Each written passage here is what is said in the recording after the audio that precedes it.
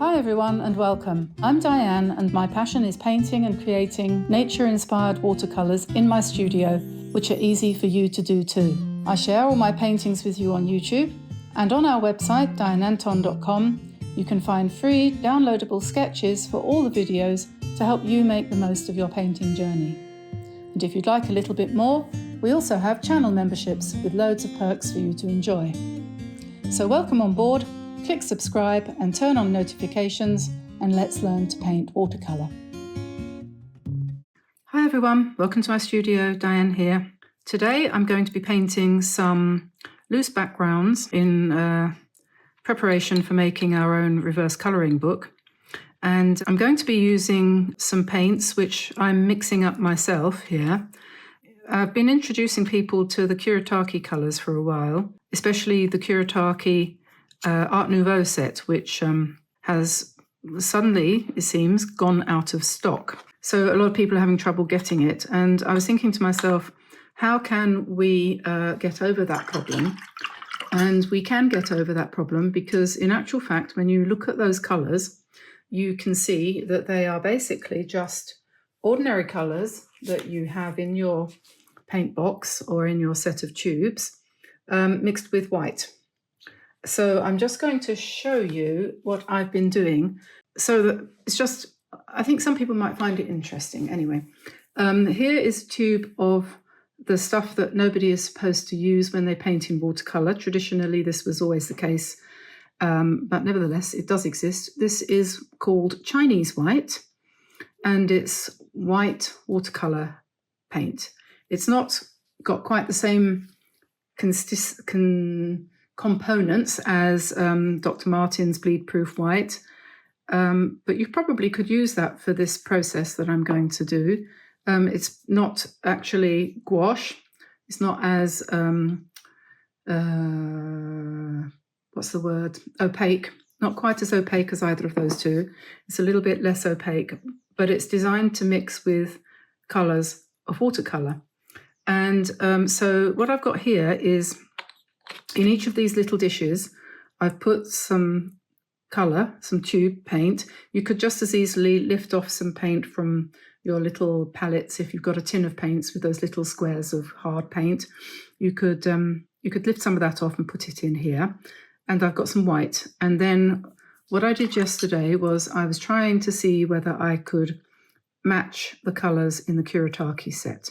So I'm taking white, this is Chinese white, and I'm mixing it with yellow, cadmium yellow, and until I get what I think is the same colour as the Kuretake Art Nouveau set. And this is what I did. Okay, so this column here is the Kuretake colours: ecru beige, flax beige, green gold, yellow brown, Mars yellow. And next to it, I put my nearest approximation. I didn't spend hours trying to get the exact colour. I just literally looked at it and I said to myself, okay, how can I get that colour? So I took white and yellow ochre. And now I'm looking at it and I can see this isn't quite so dark. And to get an exact match, I just need to add a tiny dab of olive green, and that would bring it up to here. So you can mix that really easily. This is flax beige, and this is raw umber. Raw umber with white is pretty much exact. It's got a tiny, tiny dab of yellow ochre in it to bring it close, and I think that's a pretty good match. Green gold. This is yellow ochre and olive green mixed with white. Pretty close. Yellow brown, the Kuretake colour. You can get that with raw umber and yellow ochre and white. Mars yellow turns out to be nothing but quinacridone gold and white. Venetian red, I've mixed burnt sienna, dioxazine mauve and white. Beige grey is again raw umber and white. It's not got any yellow ochre in it, so it's not quite so yellowish as that one. Saffron yellow is cadmium yellow. Pea green is olive green, cadmium yellow and white. Ivy green is hooker's green and white.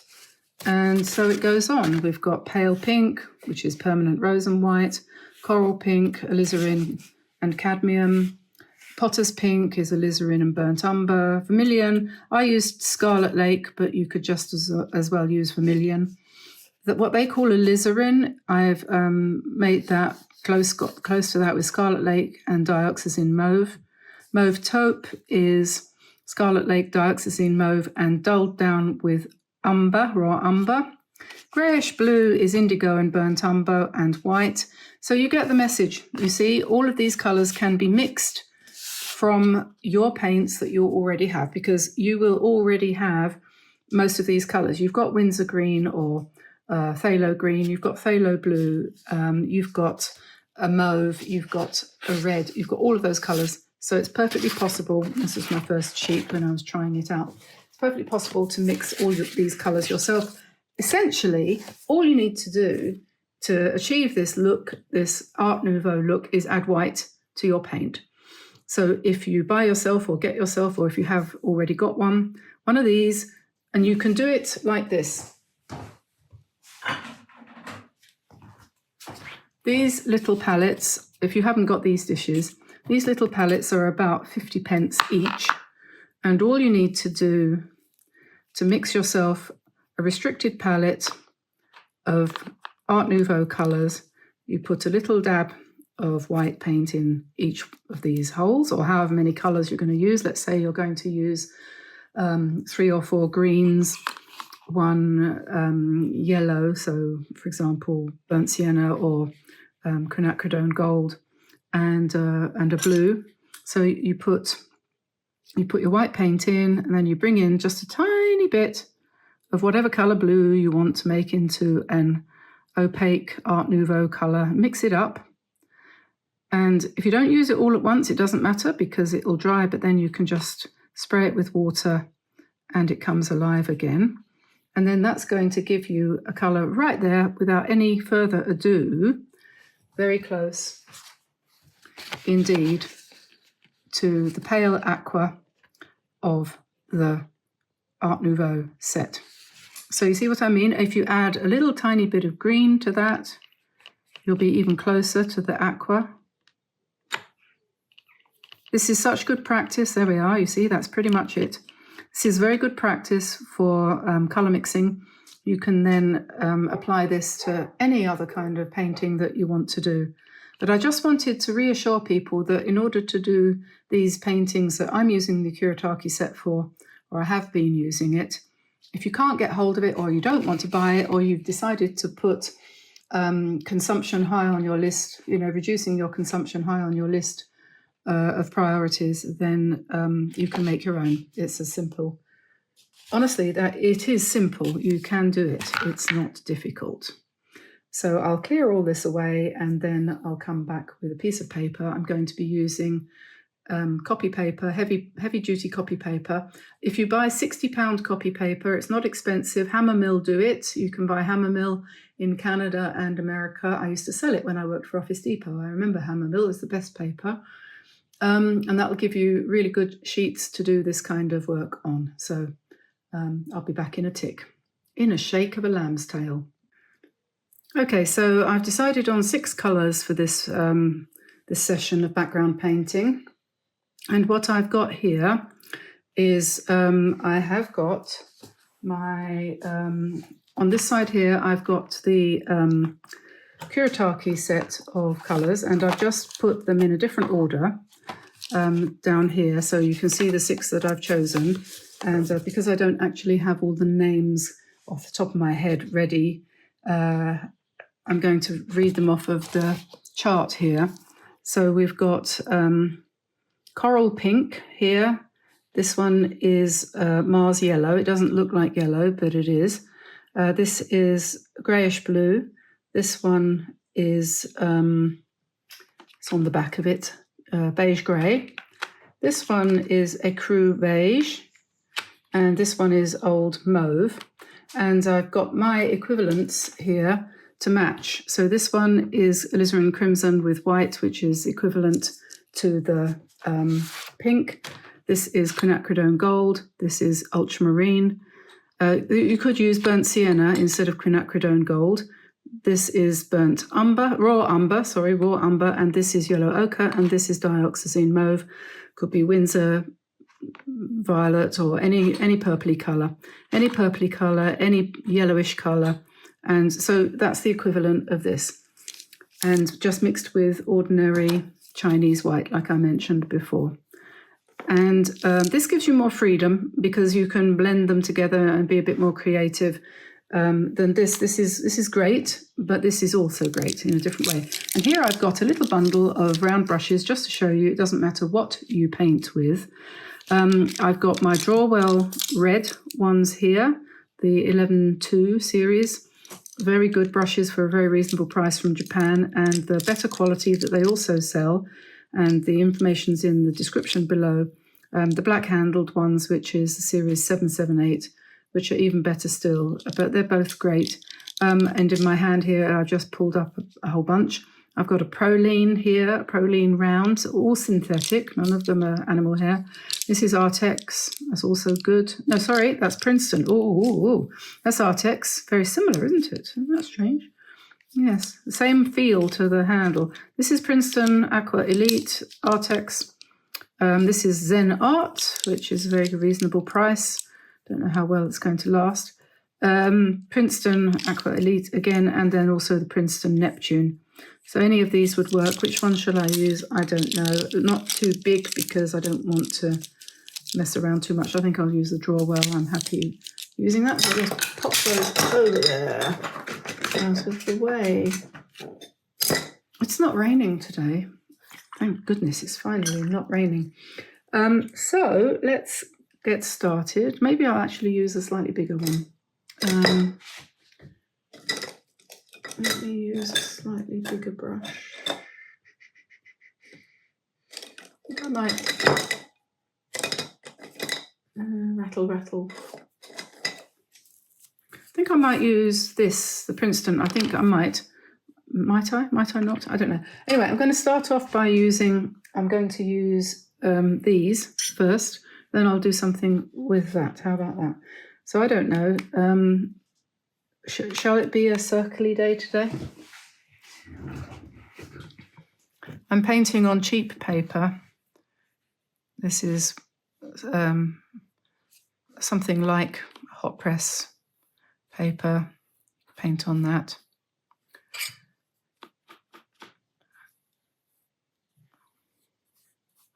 Bearing in mind what we're doing is we're painting backgrounds, remember? Just reminding myself. Painting backgrounds for future embellishment for our reverse colouring book.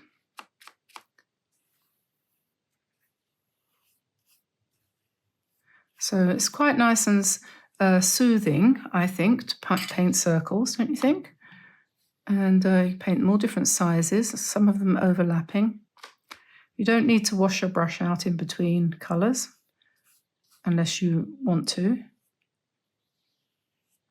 You can just pick up the next colour, and don't forget to use plenty of water, and you get these really neat colour effects sometimes. It doesn't matter if you make the pans contaminated with other colours. I'm not going to say dirty because it's not dirt. If you contaminate them, it doesn't matter because you can always just wash them off afterwards with a brush.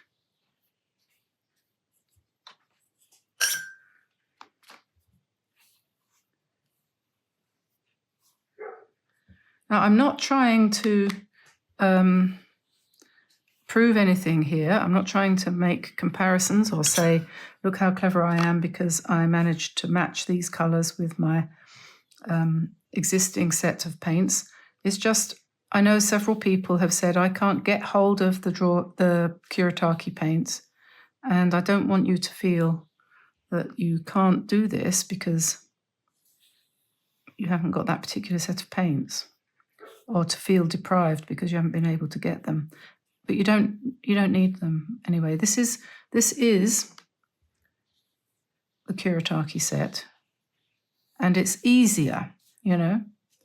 It's easier than mixing your own. But sometimes you want that. There are days when I think I just want something easy to do. And then there are days when I want to be a little bit more basic and sort of, you know.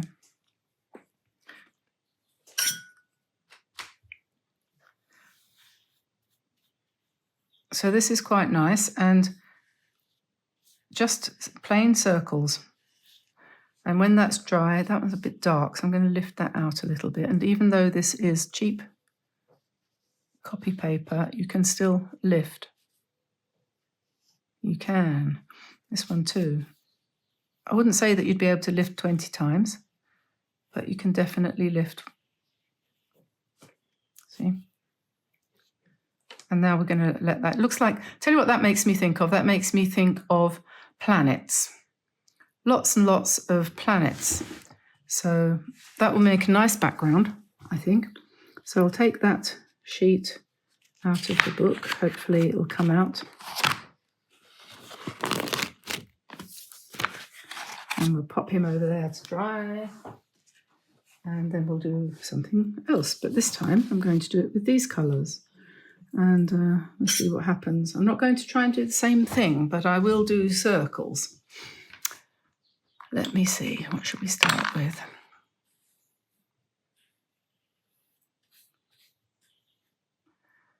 Let's start with brown and then nice subtle pink.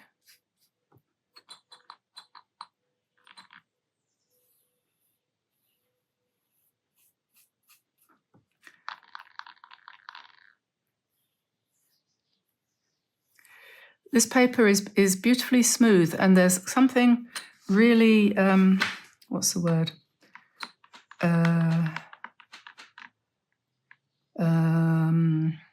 Sensual about painting onto smooth paper.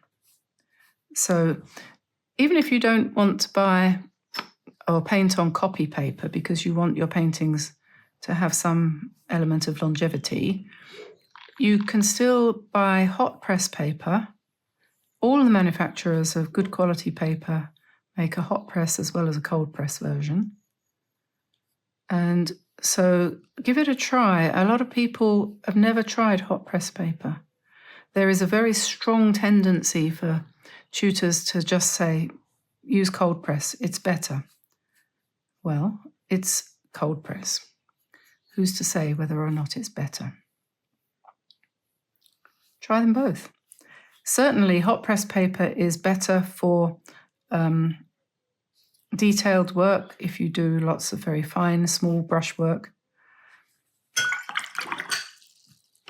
Then you probably want that. Need a bit more pink in there, don't I?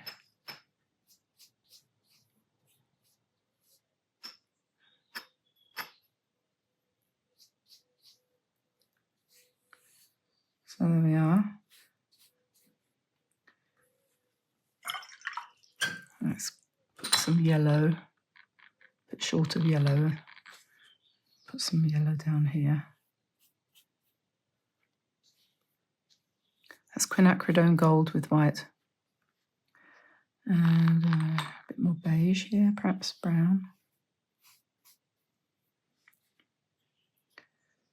Purple. Purple. You see how you soon learn purple and quinacridone gold makes a brownish shade, doesn't it? Let's put some more blue down here. So there we are, that's number 2. And we can now let that dry. And when that's dry, what I will do is iron it, and then I'll probably photocopy it, and then I'll use it as a background for some kind of embellishment. I don't know what yet. But here's the other one. And you probably will be happy to agree that there's not a lot of difference between those two, as it happens. Kuretake colours, my colours mixed with white paint.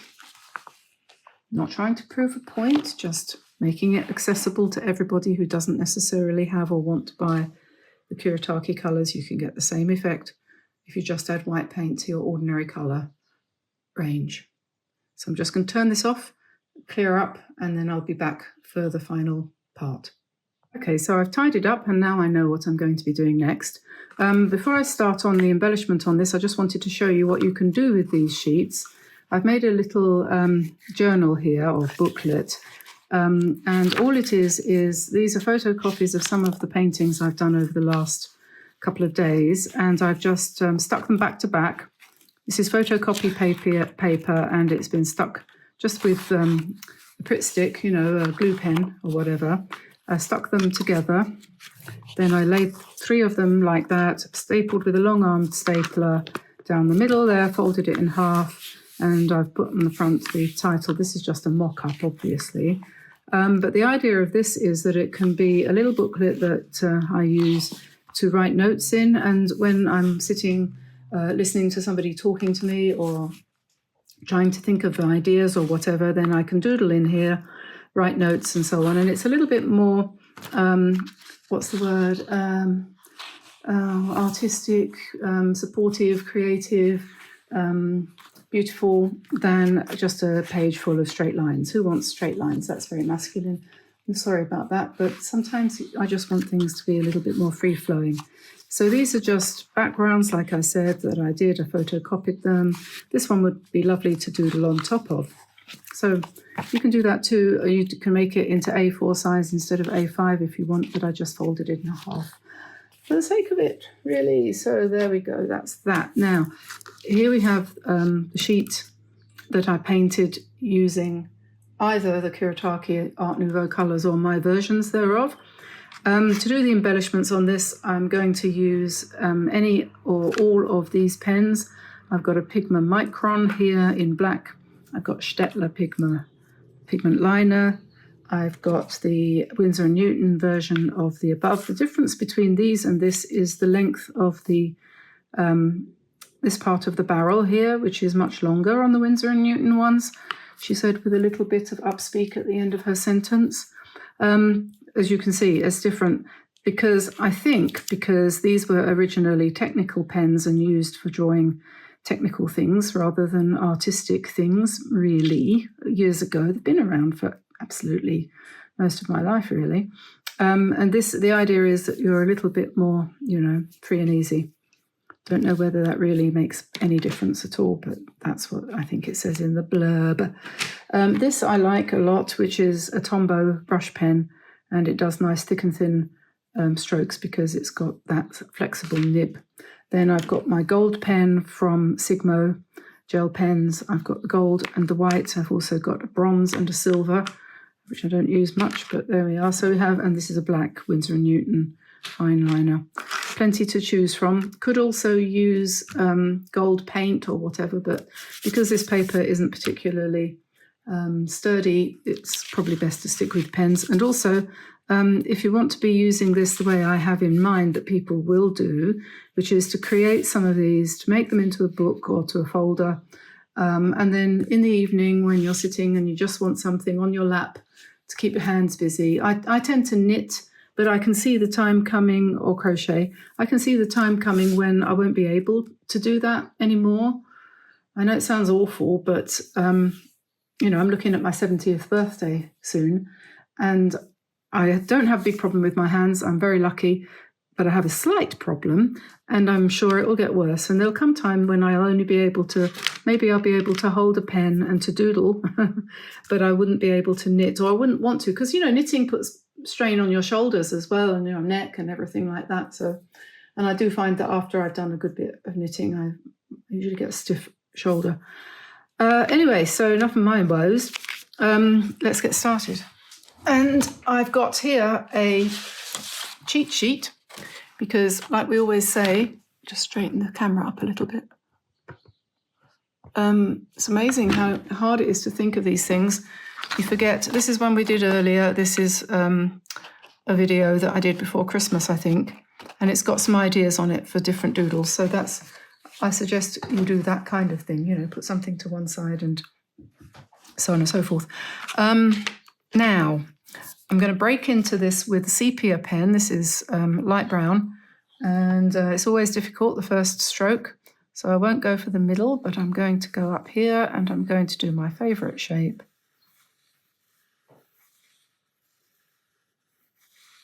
which is an irregular spiral. And then I'm going to put little circles of different sizes. I feel like I'm painting something, drawing something space related. I'm reading a book at the moment by C.S. Lewis called Out of the Silent Planet, which was written in the 60s, I think, which is quite interesting, but it does make you start to think about space. I used to love the whole idea of going into space when I was a child. I wanted to go and live on Mars. Yeah, I did. And my favourite programme on television was My Favourite Martian. Does anyone remember that?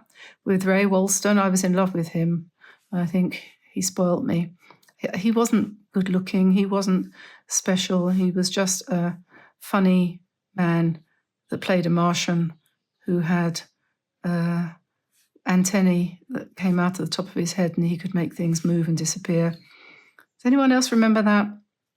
I really, really, really loved that program, and I used to try to watch it, and my parents couldn't understand why I was so excited by this. I just wanted to go to Mars.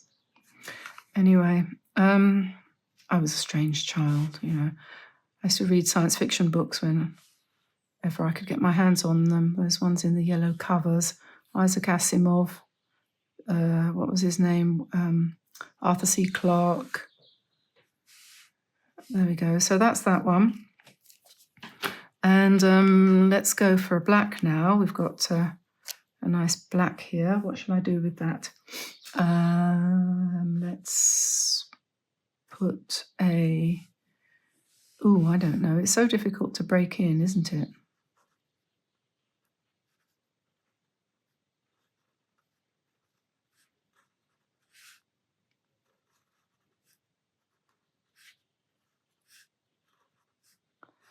You never know what's going to happen until you actually put the pen on the paper. And a lot of people just recently have been saying, I've been finding it so difficult to get to the point where I can put pen to paper or brush to paper. Take my advice, ladies. Don't worry about your arches paper. Put that in the back of the drawer. Save it for the future when we can't buy it anymore. Look, I tell you what, I was influenced, I think, by a couple of artists in the past who didn't have access to all the goodies that we have access to. And they painted, one of them was that Canadian lady whose name I can never remember. I'm terrible with names. I would never do well on Who Wants to Be a Millionaire because I can never remember these things. But anyway, she was Canadian, and I think she came from Vancouver Island or around there. Somebody will tell me, I know someone will tell me what her name was. But I think she used to paint on the back of cardboard boxes, you know. And then there was Emil Nolde, who was imprisoned pretty much in the war, and he used to paint with dirt, you know, go into the garden and find something like the Stone Age people used to do.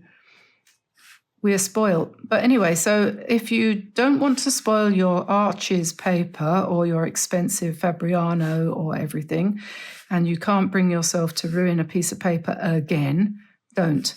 Go and get yourself some copy paper out of the office and do this, because it's just as rewarding and it will break that block. It's, I think, for me, the best thing I've done in a long time is getting these Kuretake colours, which has, and it'll probably end up with me going back to the, you know, to the traditional methods in some ways. But everybody, a change is as good as a rest, as they say, don't they? Isn't it? I think so. You know, like changing husbands every now and again. That's a good idea. Changing husbands. My sister's on her fourth.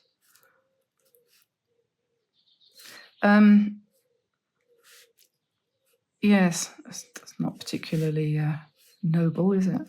Shouldn't talk about my sister, but I can guarantee one thing is that she won't ever watch my videos.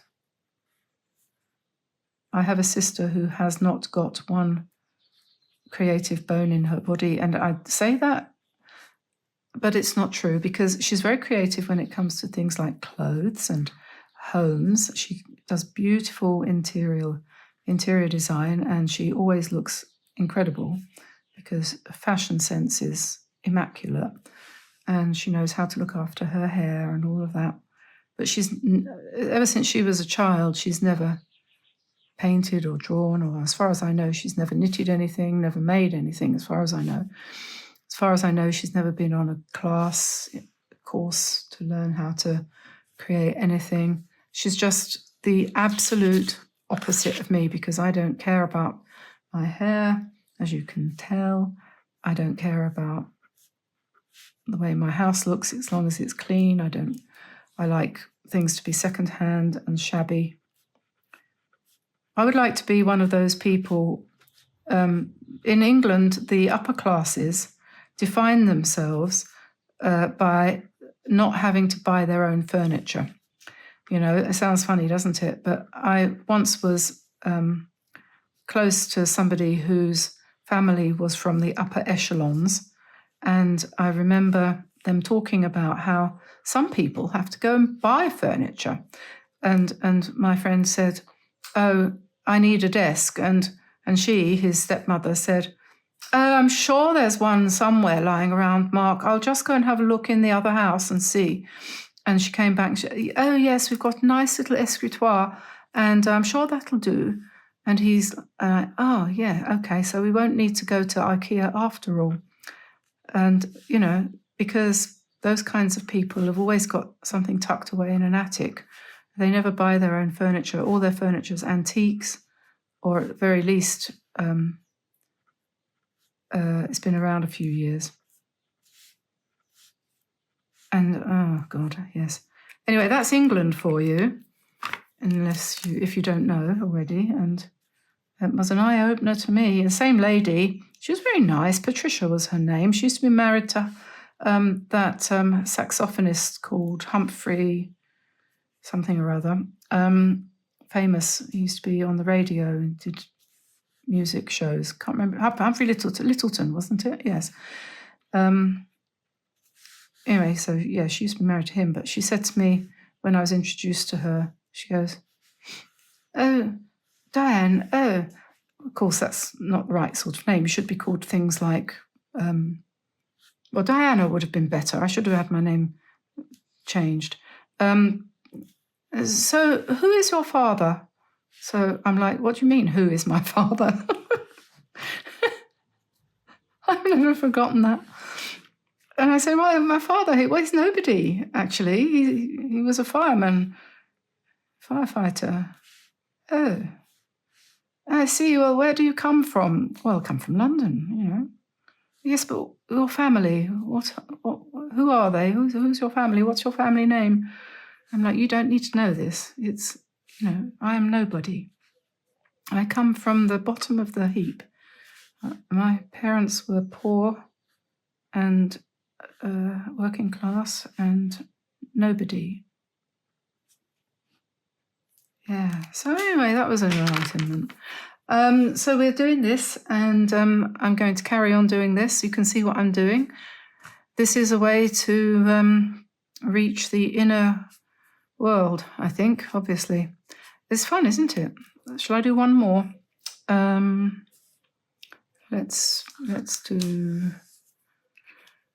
shall I do something in white? Yes, we've got this one here. We can put some white on here.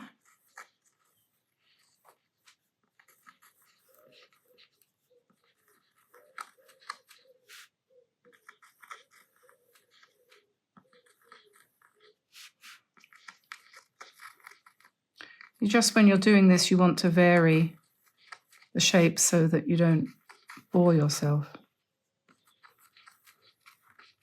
So each one should have something different on, unless it's the same colour. And if it's the same colour, then you might want to think about repeating the pattern. It depends. Depends on which way the wind's blowing.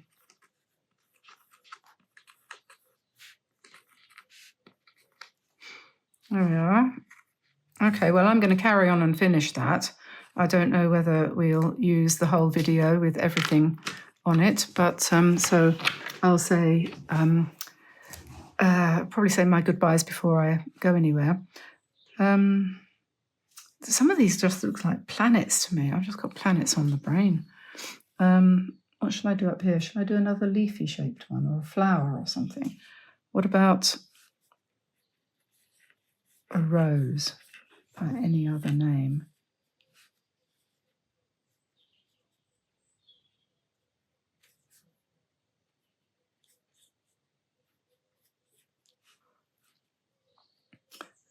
Then we can put little leaves around the outside edge, perhaps.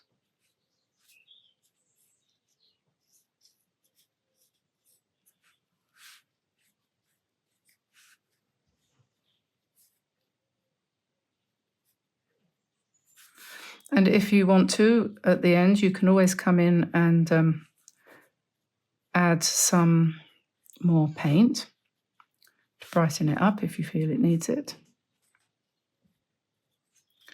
Circles are great. They really improve everything.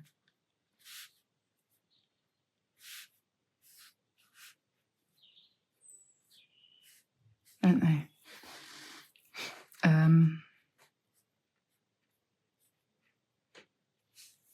There we are. I think I'm going to... What am I going to do? Well, here's a thought. We could have some thick and thin circles.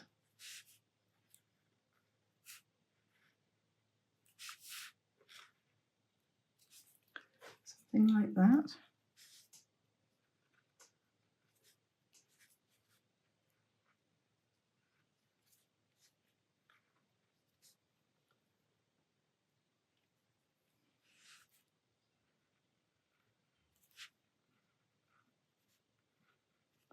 And then we could join them up.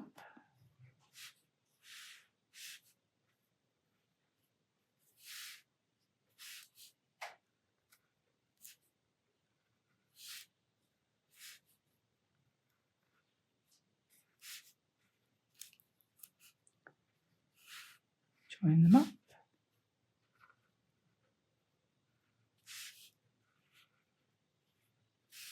Why not?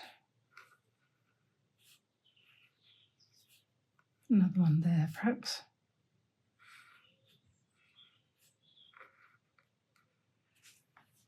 That's interesting, isn't it? Yes. What else could we do? We could have a circle in the middle, and then we could have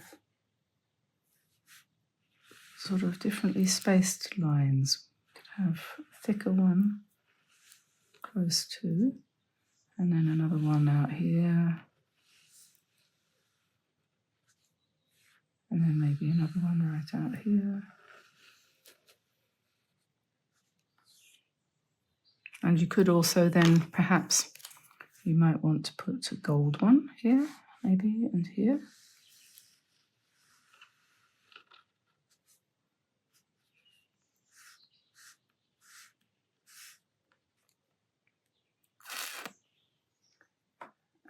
And we could have something doing something like this.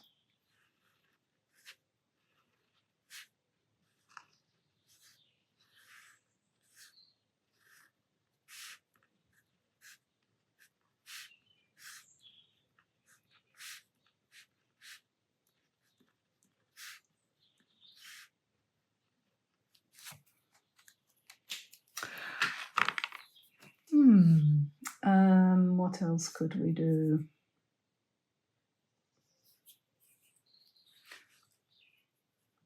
Well, we could have a little irregular area like that, and then perhaps this one could just be scattered with dots,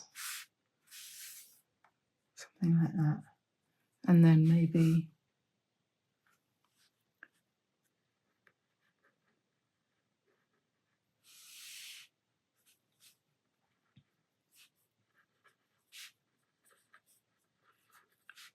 I'm sure your imagination is better than mine when it comes to this kind of thing. I tend to get stuck in spirals.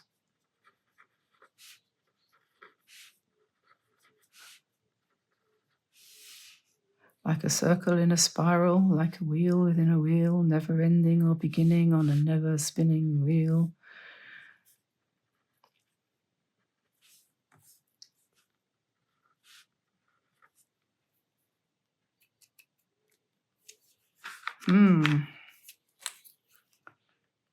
If it seems too dark, lighten it up with some gold or some white.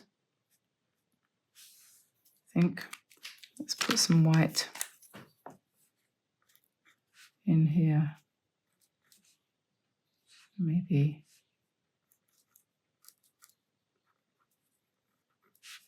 Well, I think that's probably enough for now. You're going to be bored to tears before very long. So I'm going to let you go, and I hope you enjoyed this. Love to see your comments in the below the video. Anything you want to tell me, ask me, or whatever. That would be lovely. But yeah, I think this is fun. So everybody, copy paper, cheap paint, or buy a tube of white paint. In the description below, information on how to do this, and give it a try. If you haven't got a Kuretake set, make your own, and even if you have, you can add colours to it by mixing your own, and they actually work really, really, really, really well. So I'll say goodbye for now, and yeah, I will finish that and use it for the thumbnail, and hopefully you'll give it a go. Bye everybody. Bye bye.